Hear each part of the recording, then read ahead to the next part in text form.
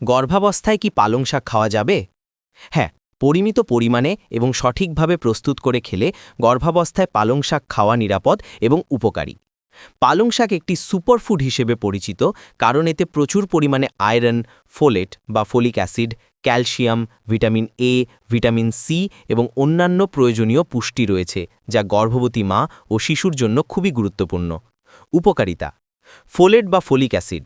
পালং শাকে প্রচুর ফোলেট থাকে যা গর্ভাবস্থার প্রারম্ভিক পর্যায়ে শিশুর নিউরাল টিউবের ত্রুটি, নিউরাল টিউব ডিফেক্টস প্রতিরোধে সাহায্য করে। আয়রন: রক্তাল্পতা প্রতিরোধের জন্য আয়রন গুরুত্বপূর্ণ। গর্ভাবস্থায় আয়রনের চাহিদা বাড়ে যা পালং শাক থেকে পাওয়া যায়। ক্যালসিয়াম: এটি মা এবং গর্ভের শিশুর হাড় ও দাঁত গঠনের জন্য প্রয়োজন। কোষ্ঠকাঠিন্য দূর করে।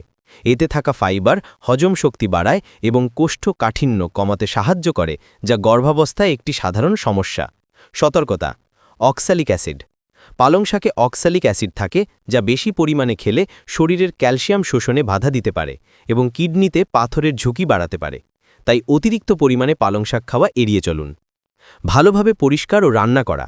গর্ভাবস্থায় কাঁচা বা অপরিষ্কার সবজি এড়িয়ে চলতে হয়। পালং শাক খাওয়ার আগে অবশ্যই খুব ভালোভাবে ধুয়ে এবং রান্না করে নিতে হবে, কারণ না ধোয়া শাকসবজিতে ব্যাকটেরিয়া বা পরজীবী থাকতে পারে যা মায়ের এবং শিশুর জন্য ক্ষতিকর। ডাক্তারের পরামর্শ: আপনার যদি কিডনির সমস্যা থাকে বা রক্ত পাতলা করার ওষুধ খান, তাহলে পালং শাক খাওয়ার আগে অবশ্যই আপনার ডাক্তারের সাথে কথা বলুন। সংক্ষেপে, গর্ভাবস্থায় পালং শাক একটি চমৎকার খাবার, তবে এটি ভালোভাবে ধুয়ে ও রান্না করে পরিমিত পরিমাণে খাওয়া উচিত।